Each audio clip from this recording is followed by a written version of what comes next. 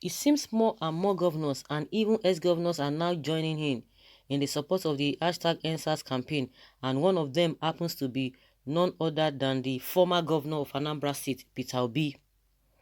And he not only showed support for the #EndSARS and End Police Brutality trend and campaign, but commended the candlelight prayer walk by the protesters on Friday in honor of their fellow protesters who have lost their lives.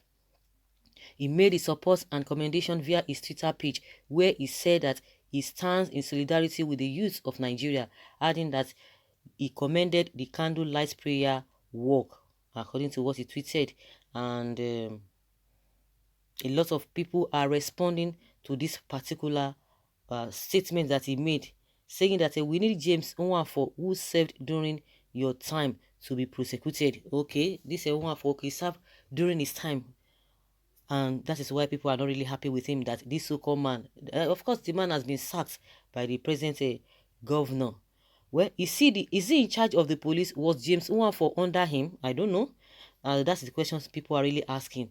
Politicians showing solidarity doesn't mean they are for us. Let us not be deceived. These people will always place their selfish aims ahead of whatever struggle we pursue. Don't lose focus, fellow youths. And that's what people are really saying. And also, hope you will use this opportunity of answers to speak on what you know about these bodies that floated on Ezu River during your stewardship as governor of Anambra State. We have a two-rate limiting steps to achieving what we see out for in this struggle. They will serve as the needed catalyst. You were a governor in Anambra State when James Nwafor was committing genocide in Onitsha. You supervised the demolition of that innocent man's hotel, and I was there too. You should also be held accountable. Not just Onitsha, the whole Anambra State. So, Oga Peter, what happened at this Bermuda rectangle called Akuzu SARS? You were governor when I spent 10 days in Akuzu SARS, abducted from being in after my mom and sister were arrested from Port Harcourt and made to sleep at Akuzu SSR that night after my in-laws was kidnapped by SARS on James Nwafor order. You knew what he was doing as chief security officer. Stand in solidarity. Someone say charity begins at home. Stand in solidarity for Anambra first. Bring justice for those families who have lost their patriots. Then we can listen to you. SARS will leave the people that robbed this country of their treasury and rob innocent citizens who are just struggling for survival, instead of robbing government officials who divert the country treasury for themselves. They deemed it fit to rob the innocent. How did you say you are safe? You are safe. There are certain age brackets we want to start avoiding now. Okay, how old are you? Oh, okay, maybe they are referring to him that his old age or whatever. I was told that Ridu started or was already in existence during his tenure as governor of Anambra State. He couldn't have ignored it. Since we all are not happy about the current situation of Nigeria, if you have a reason not to Sorosoke, you are an hypocrite. Sorosoke, make Nigeria better. Wow, I guess you can recognize your friend, Chief Priest. You knew about the atrocities of a CSP James Nwafor when you were governor. You shielded him even when he demolished Mr. Mokwe's hotel. More stories are really coming out. You politicians are all the same. Okay, the fact that James Nwafor was the SARS boss while you were governor, an appointee of a governor who you helped come into power, speaks volume until you are able to give a satisfactory explanation to show you weren't aware. The important question to ask is, were SARS like this when Obi was governor? Okay.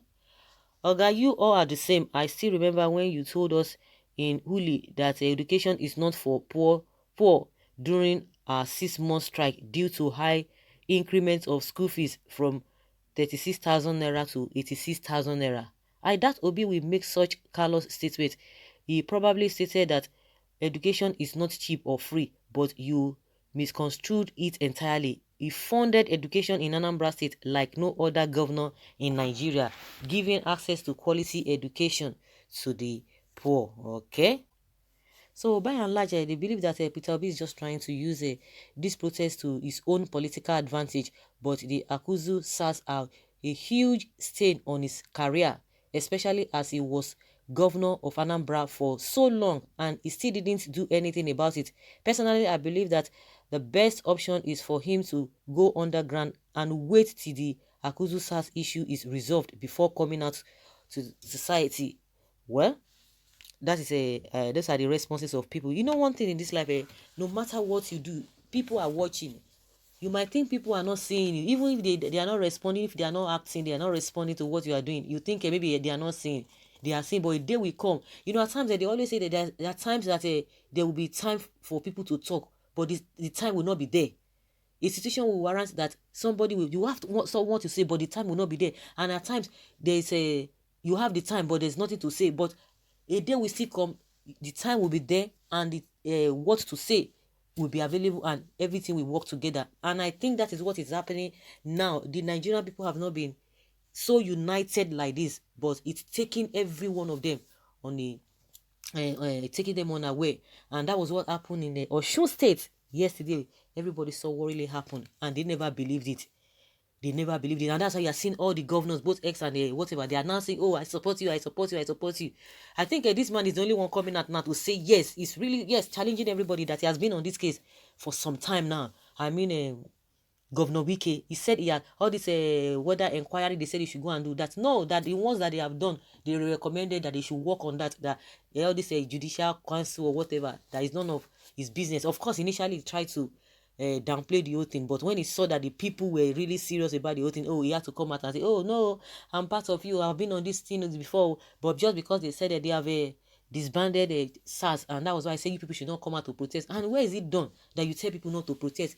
This fear and intimidation is what they have been using to hold the country and the people down. Well, some people don't just think before they get talking. How can a man in his right senses open his mouth to castigate Peter Obi, even if other desperate politicians who are intimidated by Obi's profile cannot confront Okute Ndigbo one-on-one? He never had anything to do with the so-called James Onwafo. Peter Obi remains the best ex-working governor in recent time. No amount of propaganda can soil his image. Someone say, just go and rest. What do you know? And who made him Okute Ndigbo? He can only be Okute in Agulu or at most Anambra. Selfish politicians who left Abga that gave him 8 years and ran shamelessly to PDP, hoping that Goodluck Jonathan failed will win and make him finance minister. Go and park one side, my friend. You and Okute Agolo. Okay, today someone says Peter Obi remains the best governor. Why are they accusing him like this?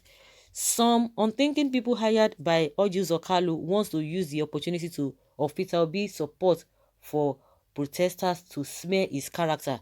Criminal Oji Uzo is good at the vicious elimination game. He sees Peter as a great threat in the southeast. One of the bad things about our unitary government is that the police is not under the governor. Only an ignorant would ask Peter to give account of the action of the federal government police.